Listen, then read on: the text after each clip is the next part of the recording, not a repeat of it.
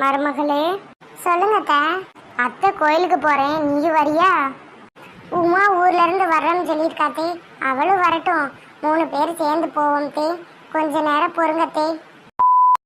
அண்ணி வா உமா, உனக்காகத்தே இம்பிட்டு நேரம் வெயிட் பண்ணிக்கிட்டு இருந்தோம்.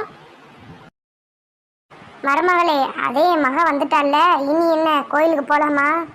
என்ன தே, அவ இப்பதானத்தே வந்திருக்கா, சாப்பிடட்டும் தே. பாவம் பிள்ளை அம்பிட்டு தூரம் வந்திருக்கால.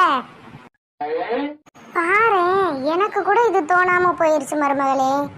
அதாம்மா எங்க அண்ணி, நீ இந்த இருக்கியே.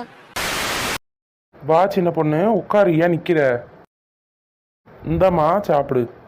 இருக்கட்டுங்க, நம்ம பாப்பா ஸ்கூல் விட்டு வந்து ஏதாவது ஸ்நாக்ஸ் கிடைக்குமான்னு தேடுவா.